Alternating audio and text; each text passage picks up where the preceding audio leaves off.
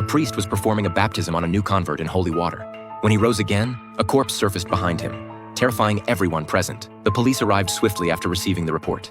Their initial assessment suggested the body had been dumped into the river upstream. The victim's facial muscles had been completely worn away, making it difficult for Angela to perform a facial reconstruction. Hodgins then discovered a torn piece of fabric with some markings on it. After Angela restored it, she identified a logo belonging to a hardware store. The owner's name was Savage, and indeed, a woman named Ramey had worked there. In the interrogation room, Savage expressed confusion about why Ramey hadn't shown up for work recently. According to him, he had wanted to promote Ramey to assistant manager, but she politely declined because she needed to care for her daughter at home. He also mentioned that Ramey and her daughter didn't seem to get along well. Camille conducted an independent examination of the body and found traces of lead, cadmium, and thallium inside Ramey, along with small amounts of uranium radiation, signs of poisoning. However, there were no lead lines on Ramey's long bones, indicating she had been poisoned gradually over a long period. The poisoner had to be someone close to her. Tests revealed the toxin had been administered over several years. The only person who had lived with Ramey long-term was her daughter. Combined with the fact that the daughter hadn't reported her mother missing during the 4 days she was gone, detectives immediately headed to Ramey's home.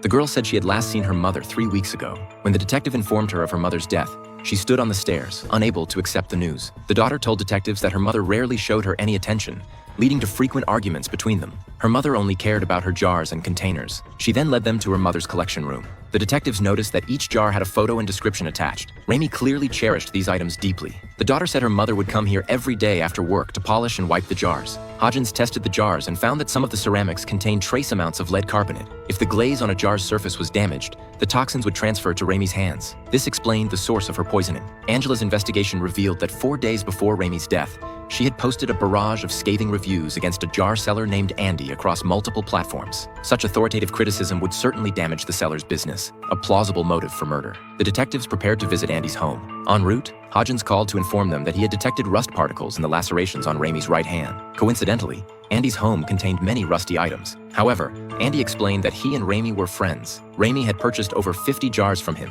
As for the negative reviews, he had promised to sell her a cookie jar, but before she could pick it up, someone online offered a higher price. Driven by profit, he sold it to someone else. That was why she had posted those reviews. Hodgins tested each rusty item in Andy's home, but none matched the rust found in Ramey's wounds. The medical examiner opened Ramey's skull and discovered spiderweb fractures on the inner surface. The river water had smoothed the outer surface of the skull, obscuring the full extent of the depressed fracture. By examining the inner surface, they could see all the marks left by the blunt force impact. After scanning, the intern found that the elongated curved fractures on the temporal and parietal bones indicated the weapon was a heavy cylindrical object. The impact